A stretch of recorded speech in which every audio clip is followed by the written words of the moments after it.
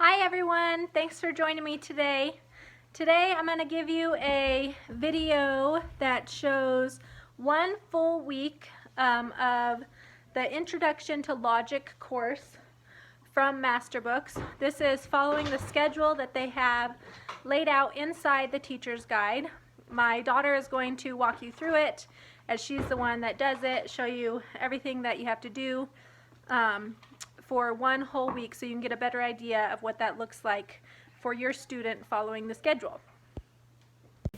Alright, this course is from Masterbooks.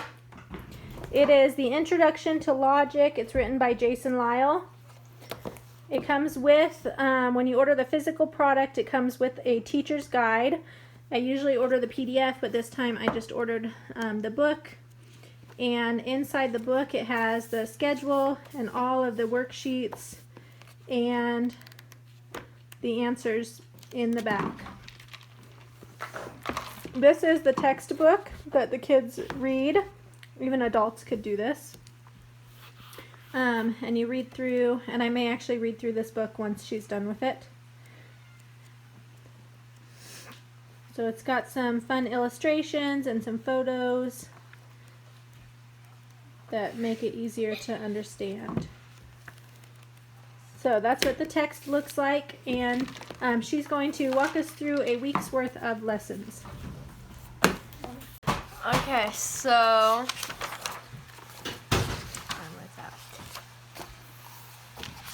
so many papers in here. For the first day, for Monday, you would read half of the first chapter. Tuesday, you would read the second half, and then Wednesday and Thursday, you would complete the worksheets.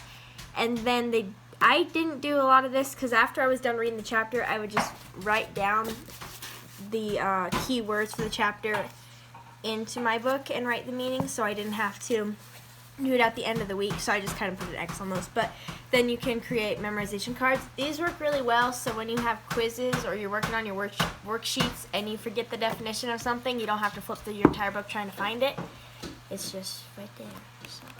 And I made this out of just some regular old index cards, and I have a coil binder, so I punched holes in them and then I cut a coil to go through there, and so it's been really handy for her to have that to write those in. And I should have put definitions, not meanings. Terms and meanings. What's that supposed to mean? Alright, so show us for day one, show us in the textbook what it would look like. Okay, so let's say week 5. Okay, we're going to go to week 5. Here's week 5. Day 21, which would be a Monday. Read 23 through 20. Oh, wait, that was way past that. 23 through 25. So you'd read this page. Okay, wait, slow down. Let me get a good video of it. This one. Okay. This one. Mm-hmm.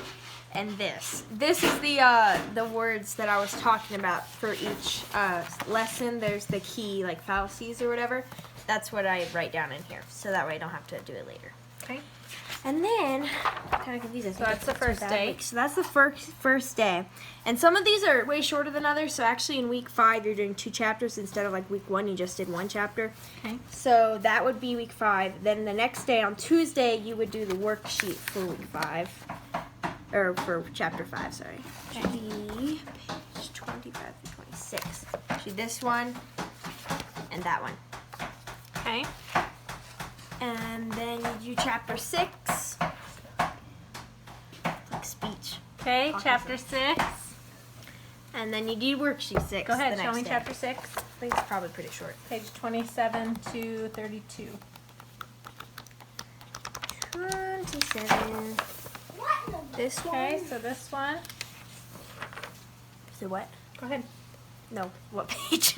Through 32. No, that's not. Mhm. Oh yeah. Okay, so then you do this page, read that page, that. This one's kind of a longer one. And then read all this. Some of these have way more definitions in one week than some of them. And do you put all of those words into your... Yeah, so I started doing this one already like when I was halfway through the year. So I had to go back and write all of them, and I did it all in one day. It was like 100 meanings and definitions. Okay. Most of the time. Is this something they tell you to do in the teacher's guide? Kind of. They say to create memorization cards. I don't know exactly what they mean by that. It's kind of you make whatever you want. And so you I did this one. them. Yeah. So Okay. I could just flip through. But it's a lot to memorize, and it's sometimes complicated information. Okay. So after you read chapter 6, then the next thing you do is complete your worksheet, pages 27 to 28. Hey, Dad! Dad! We've got, my husband's got the rototiller going outside. This Mom, there's and one this egg broken. Okay, set, no. So They're which one is pretty- it? This one? This page and this page. Okay. The answers are pretty easy. Most of the time as you get to the second half of the book, it's kind of a pain once in a while because they have A and B. So It broke. is this fallacy, this fallacy, or nothing at all? So that's, you put down like A and B, and then you answer that first question. And then on B, you have to explain why, which gets Okay. exhausting because sometimes it's the same thing over and over again. So sometimes I just skip that. It's Okay. like, it's the same one as up here. Okay. And So, then and then on the last day, go ahead and other set that. times they just have ones for just regular questions for you to answer, or they could have, let me think, I had one on page, they have you like kind of like underline stuff to point out what is wrong in that argument. Okay. Okay, and then so that was for the worksheet though for day 4. Yeah. So I just want to go through day 5, day 5 again. So then day 5 it says continue creating memorization cards and review key terms. So if your student doesn't fill out the cards the day they do the reading, day 5 is when they would go back through and fill out the cards and work on memorizing them and knowing the key terms throughout the book. So. The quizzes are in the back of the book, and you normally do a quiz. Let me see. This is quiz number 2. I got A+ on it. Quizzes come once every, let me think, it's quite a few weeks actually. Maybe like every semester, so there's only like 4 quizzes. Okay. There's 5 quizzes, and there's one every semester. And then you have tests, just one. Let me think. I just did a test. Or no, I'm about to do a test. Then the final exam, which will do the very last thing you do to review everything. The questions on the quizzes sometimes are the same ones they had on the worksheets.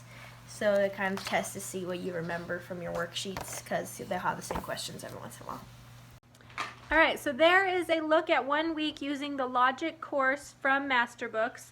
The course is geared for 8th to 10th graders, 8th through 10th grade. And, I mean, really, you just use it for whatever level your child is at. If they need to use it, that's totally fine. So my daughter is in 9th grade this year, and she's just about finished with it. She'll finish early. Today's your last day?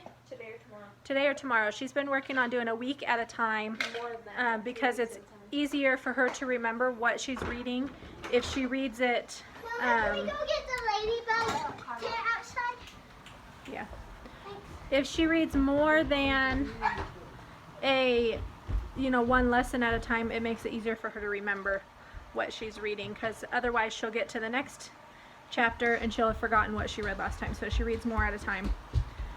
But anyway, so that is a look at that. If you have any questions, let me know in the comments below, and make sure you give me a thumbs up if you enjoyed this little flip through of a sample lesson with Masterbooks.